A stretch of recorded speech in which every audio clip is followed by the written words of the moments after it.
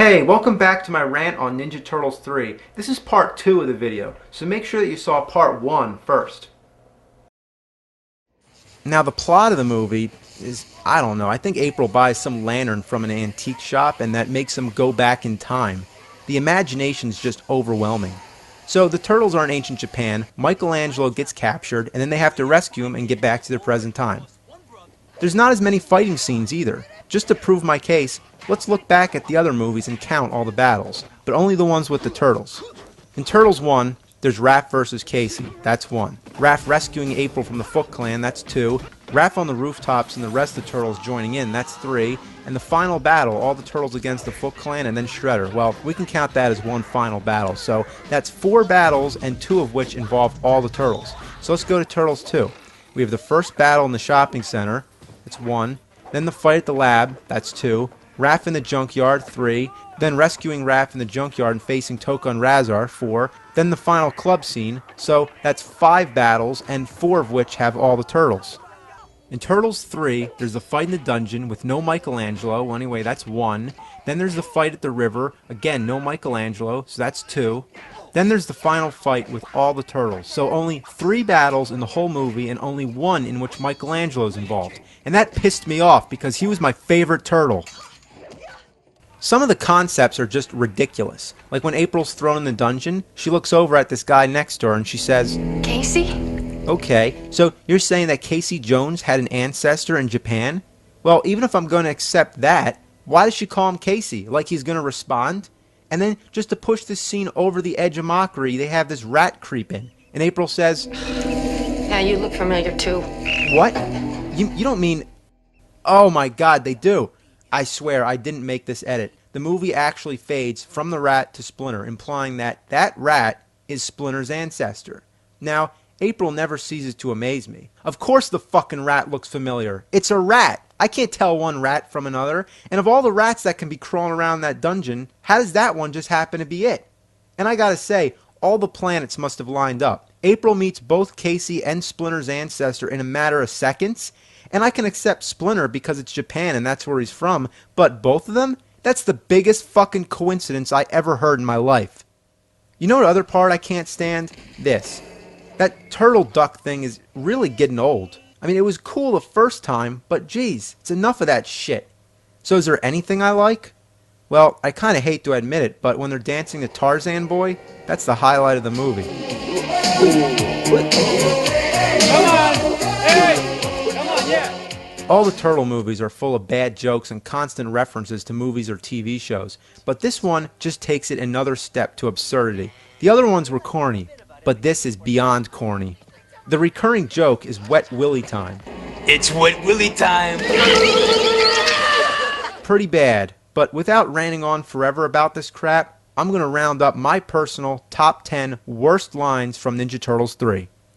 Number 10. I think I swallowed a frog. I hope it wasn't an ancestor. He swallowed a frog and he hopes it's not an ancestor. Guess that's why they're turtles. Number 9. Here they are, the Three Stooges. Yeah, Larry, Curly, and Moe.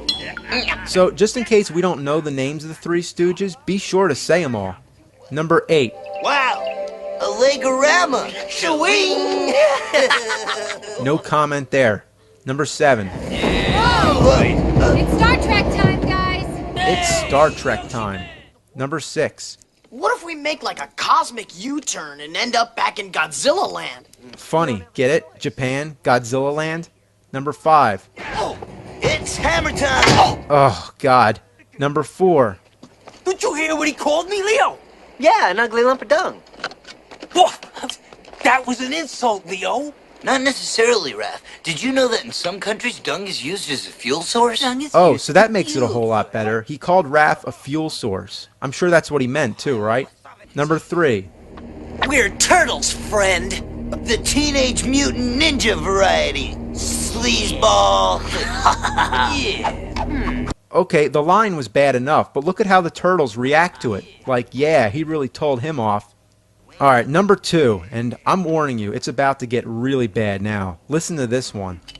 Hey, you were expecting maybe the Addams Family? I remember seeing that line in the commercial and I couldn't even believe he said it. It's not really even a joke that makes any kind of satirical sense. Was I expecting the Addams Family? No, I wasn't actually. The Addams Family was probably the last fucking thing that ever come to my mind when I think of Ninja Turtles. What I especially love about this line is the way Donatello nods his head as he says it. And look at how Raph nudges Mike as if saying, yeah, that was a good one. It's like the actors were actually making fun of it because it was so ridiculous. So, are you ready for number one? Because I don't think I am. Nothing can prepare you for this. Are you sure? You ready? Alright. Behold, the number one worst, most god-awful movie quote of all time. Help, I'm a turtle and I can't get up. I still can't believe it. Did he really say that? Help, I'm a turtle and I can't get up. I'm sorry for playing that again. That's really terrible. Not only is this the worst line of the movie, it's probably the worst line ever spoken in a motion picture. And believe it or not, this line was in the commercials too. And even worse, I distinctly remember in the theater, everyone laughed. I mean, come on. It's not funny. Help, I'm a turtle and I can't get up. Oh, God. All right, I'm back. So what's the best way to end a shitty movie? With a shitty ending. An ending that sucks so hard it scarred me for life. This guy Walker's running away from the turtles, but oops, he forgot his bird. Yeah, that's right, I forgot to mention that part. Not only does this character belong in a totally different genre, but he has this bird in a cage that he always carries around. I'm serious, this movie's totally whacked. So, what happens to him? He gets fired at, and then he falls off the roof and into the water. Now, I gotta pause this because I gotta ask, how many times have you seen this shot in a movie? Way too fucking much. It was one of the biggest cliches of the time. What happened at the end of Batman? The Joker falls, same shot. What happens at the end of Dick Tracy? Big Boy falls, same thing. But Turtles 3 takes this cliche to a new level. I mean a whole new level. Watch what happens when Walker hits the water. Did you see that? Here it goes again. There's no splash. Instead, he disappears. But he doesn't disappear. He, like, implodes into himself.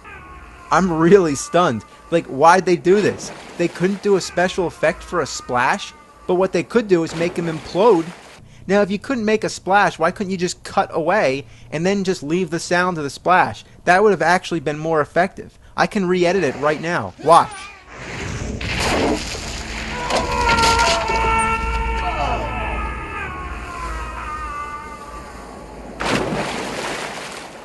See? That's all they had to do. So why make the weird imploding effect? What were they thinking?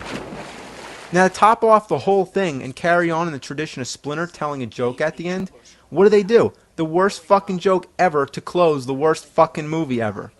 But right before we hear what Splinter says, let's go back to Turtles 1 again. The joke in the first movie is Cowabunga. Cowabunga. Alright, acceptable. I made a funny. Now let's go to Turtles 2. Go ninja, go! I made another funny. Can it get any worse than that? Yes, it can. Behold, Splinter's last joke in the Turtles trilogy. Yo, dude. Huh? Yo, dude. Just like Elvis in Blue Hawaii. What a way to end the series. Would there be a follow-up? Would there be a Turtles 4? Fuck no, not after that. It's amazing how it went downhill. The first movie, watching it today, it's still a satisfying experience. It's a good movie. I mean, it's no masterpiece, but it's entertaining, and it leaves you with a happy feeling after watching it. The second one's funny. I mean, it's so bad it's great. But Turtles 3 is just so bad it's bad. Yeah, Turtles 2 had its share of stupidity, like when they crash through a wall and they find out that Vanilla Ice happens to be performing at a club right next door to the bad guy's hideout, and he's able to just bust out a ninja rap all of a sudden. It's retarded, yes, but it's hysterical. It's a guilty pleasure. Now, Turtles 3, it just makes me feel embarrassed. Like, watching it actually makes me cringe. I feel like I have to turn the volume down and face the TV toward the wall and watch in a dark corner somewhere where nobody will ever know. It just leaves you with a bad, bad feeling. Like this movie should not exist. Cowabunga. How a fucking piece of dog shit. I'd rather watch crap oozing out of a buffalo's asshole. I'd rather fucking puke diarrhea up my dick. It fucking sucks so much fucking suck it fucks. It fucking sucks so much cocksucker motherfucker bullfuck that, well, something must be done.